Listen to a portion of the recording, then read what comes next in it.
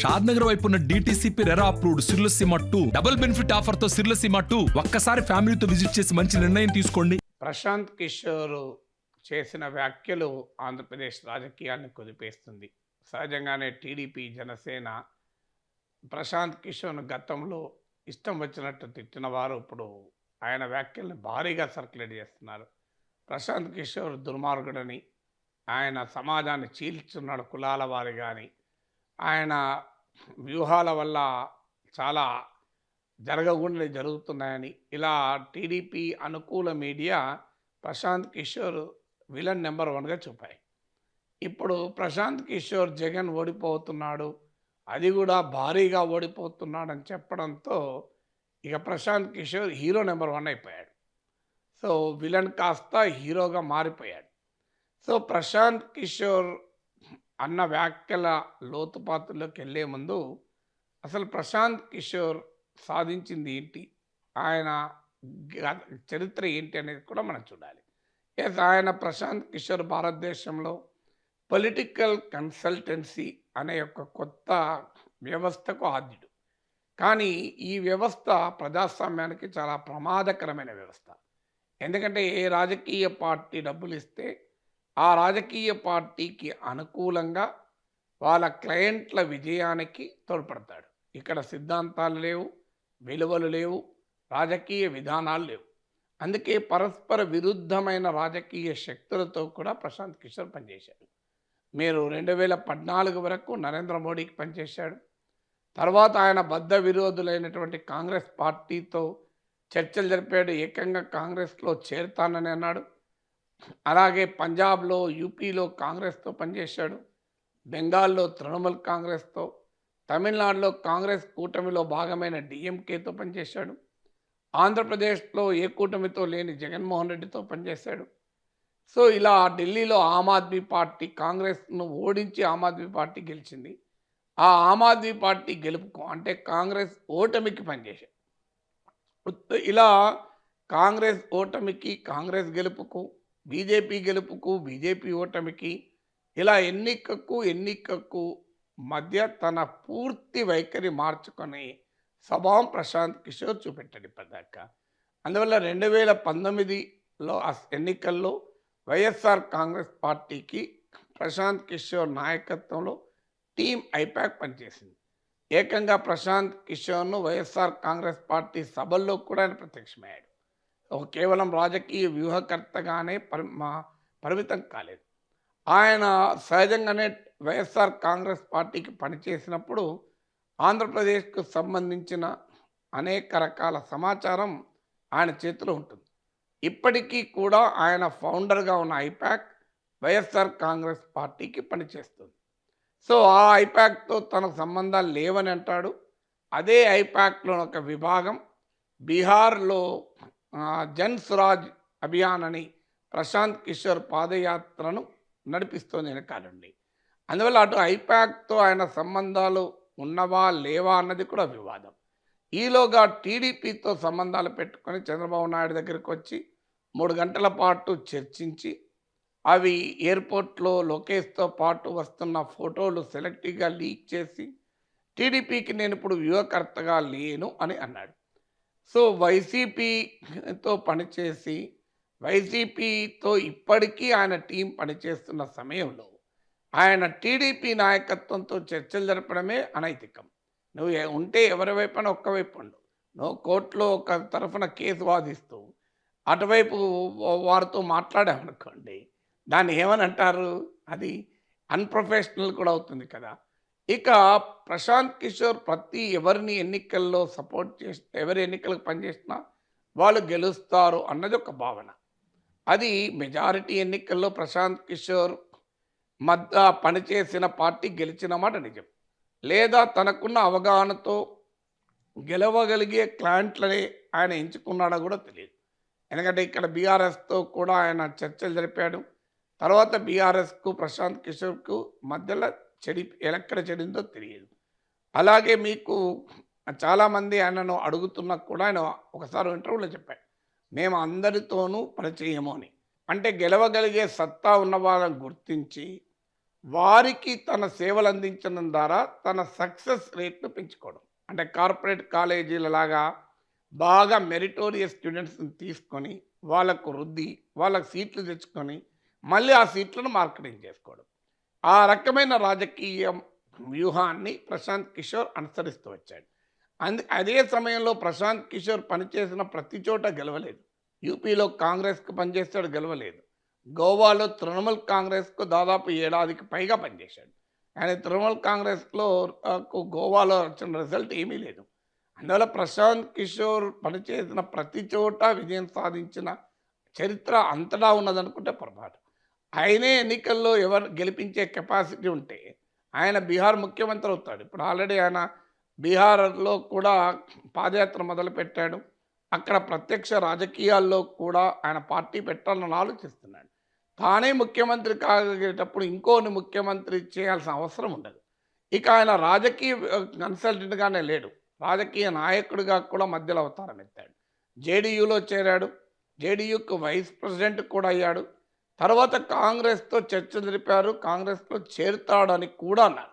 General secretary elections అని ఇవ్వాలని, Congress party organisation మొత్తం తన చేతిలో పెట్టాలని, ఇలా కాంగ్రెస్‌తో కూడా చర్చలు జరిపాడు. ఇప్పటికీ కూడా ఆయన అనేక ఇంటర్వ్యూల్లో తాను ఐడియాలజికల్లీ క్లోజర్ టు కాంగ్రెస్ అని కూడా మొన్న ఇటీవల ఇంటర్వ్యూలో కూడా చెప్పాడు.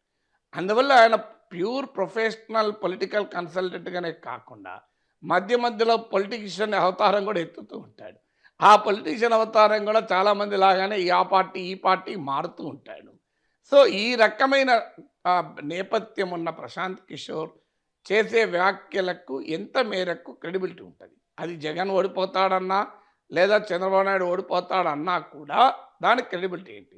ఇంకోటి ఆయన ఇవాళ చేసిన వ్యాఖ్యలతో జగన్ విల్ లూజ్ బిగ్, భారీగా ఓడిపోతాడు అన్నాడు.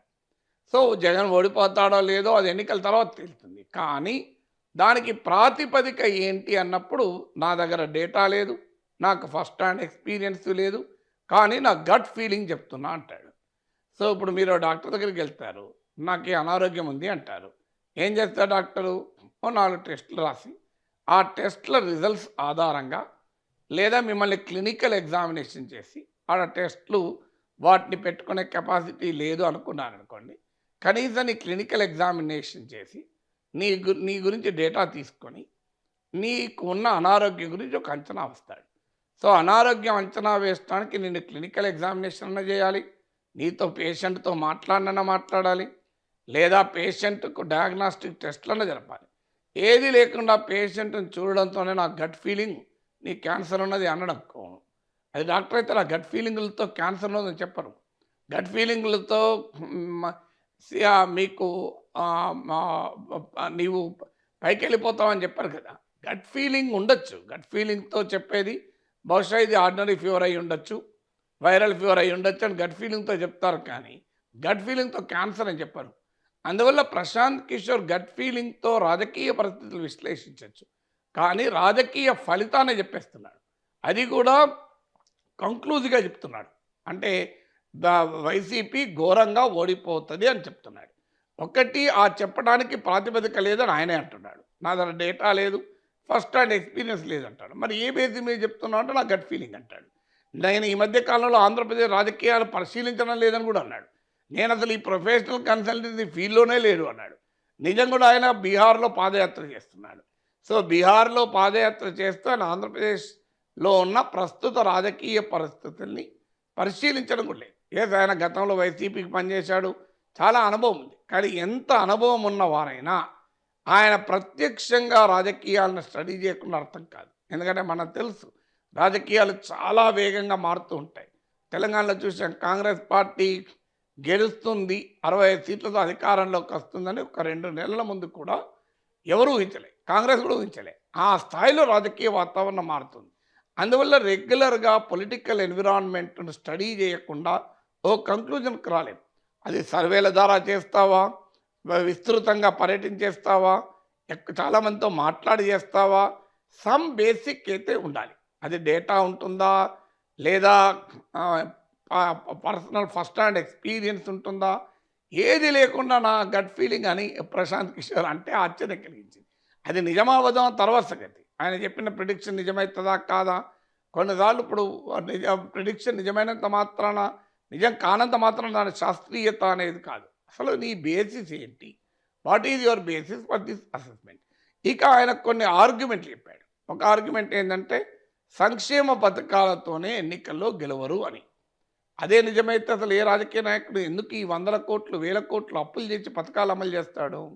భారతదేశంలో ఈ ఫ్రీబీ కల్చర్ ఎందుకు వస్తుంది?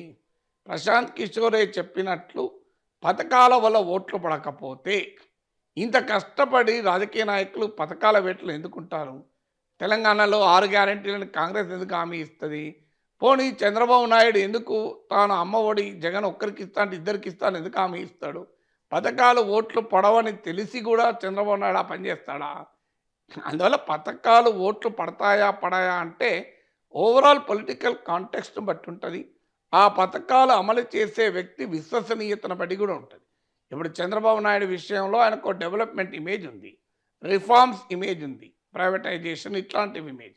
సో ఆ విషయంలో చంద్రబాబు నాయుడు చెబితే ఐటీ ఇమేజ్ ఉంది, డెఫినెట్గా దానికి క్రెడిబిలిటీ ఉంటుంది. కానీ వెల్ఫేర్ స్కీమ్స్ విషయానికి వచ్చే వరకు టీడీపీకి ఆ క్రెడిబిలిటీ లేదు. ఎందుకంటే ఆయన 14 ఏళ్ళు ఉమ్మడి రాష్ట్రంలో ముఖ్యమంత్రిగా ఉన్న సమయంలో 9 ఏళ్ళ పాటు, 5 ఏళ్ల పాటు తర్వాత ఆంధ్రప్రదేశ్ ముఖ్యమంత్రిగా ఉన్నప్పుడు కొన్ని వెల్ఫేర్ స్కీమ్స్ అమలు చేయొచ్చు. కానీ ఆయన 9 ఏళ్ళు చీఫ్ మినిస్టర్గా ఉన్నప్పుడు, రాజశేఖర రెడ్డి ప్రతిపక్ష నేతగా ఉన్నప్పుడు సంక్షేమ పథకాలను తీవ్రంగా వ్యతిరేకించాడు. ఉచిత విద్యుత్ అయితే ఉచిత విద్యుత్ ఇస్తే కరెంటు తీగలపైన బట్టలు వేసుకోవాలని కూడా అన్నాడు. సో అందువల్ల రాజశేఖర రెడ్డికి, జగన్మోహన్ రెడ్డికి ఉన్న అడ్వాంటేజ్ ఏంటంటే పథకాల అమలు వల్ల వస్తున్న సపోర్టే కాదు, పథకాల విషయంలో వారికి ఆ బ్రాండ్ ఉన్నది. ఇప్పుడు ఈ బ్రాండ్ను పట్టి నువ్వు చేసే పని అమ్ముడుపోతుంది. ఇప్పుడు మారుతి వాడు కార్ల బ్రాండు, చాక్లెట్ల వ్యాపారం చేశాడు అనుకోండి. సో కార్ల బ్రాండ్తో చాక్లెట్ల వ్యాపారం చేస్తే వెంటనే సక్సెస్ కాడు. సో మంచి చాక్లెట్ తయారు చేస్తే అప్పుడు సక్సెస్ అయ్యాడు. అందువల్ల ఎవరికి బ్రాండ్ ఉంటే ఆ బ్రాండ్ ఉంటుంది. Chandrababu Naidu brand development, reforms. Jaganmohan Reddy brand welfare. అందువల్ల వెల్ఫేర్ పైన ఆ బ్రాండ్ ఉంది కనుకనే ఆయనకు అడ్వాంటేజ్గా ఉండే అవకాశం ఉంటుంది. రాజశేఖర రెడ్డికి అదే అడ్వాంటేజ్గా మారింది. అందువల్ల పథకాలు వల్లనే ఎన్నికల్లో గెలుస్తారు అని నేను కూడా అన్నాను. ప్రశాంత్ కిషోర్ చెప్పింది నిజం, పథకాల వల్లనే గెలవరు. కానీ పథకాలు ఒక కీలకమైన పాత్ర పోషిస్తుంది.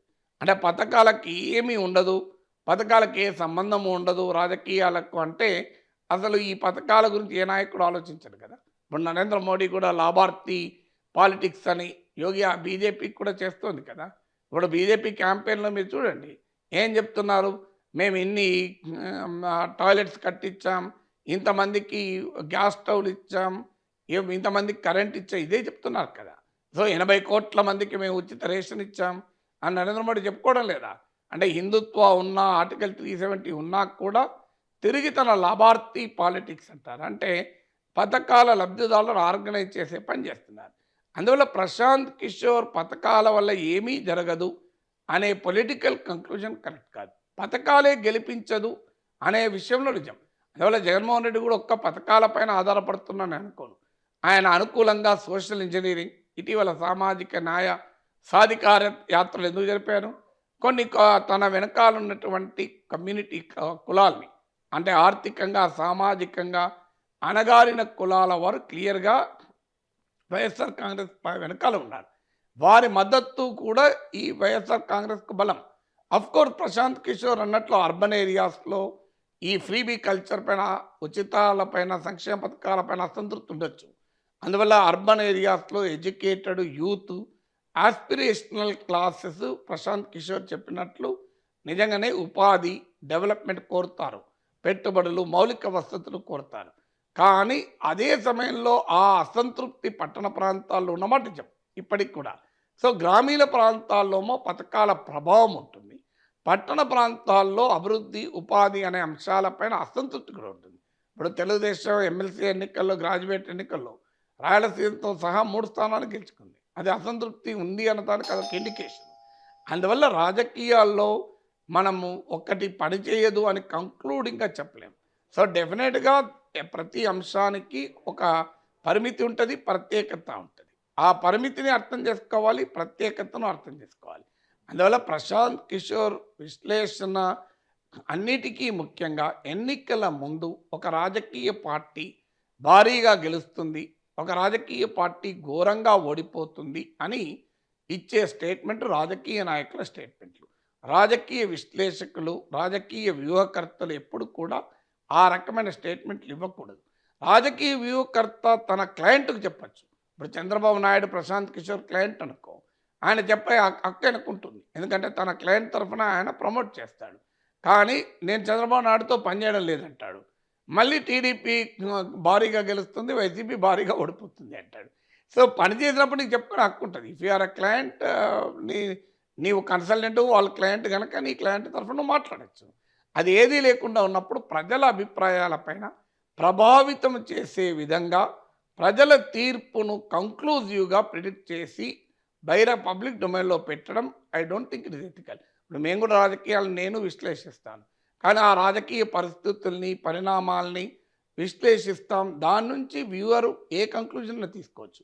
ఇప్పుడు ఉదాహరణకు వైఎస్ఆర్ కాంగ్రెస్కి ఉన్న పాజిటివ్స్ ఏంటి, నెగిటివ్స్ ఏంటి, టీడీపీకి ఉన్న పాజిటివ్స్ ఏంటి, నెగిటివ్స్ ఏంటి, వీటిని విశ్లేషిస్తాం.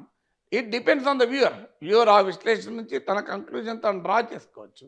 కానీ పలానా పార్టీ గెలుస్తుందని కానీ, పలానా పార్టీ ఓడుతుందని కానీ ఎన్నికల ఓటింగ్ రోజు ఈవినింగ్ 5:30కి ఎలక్షన్ కమిషన్ అనుమతించేంత వరకు కూడా చెప్పరు. ఎందుకు చెప్పరంటే మన వల్ల కొంతమంది ఓటర్లు ప్రభావితమయ్యే అవకాశం ఉంటుంది. ఎందుకంటే భారత రాజ్యాంగం ఫ్రీ అండ్ ఫెయిర్ ఎలక్షన్ అంటే ఓటరు ఫ్రీగా ఓటేయాలి.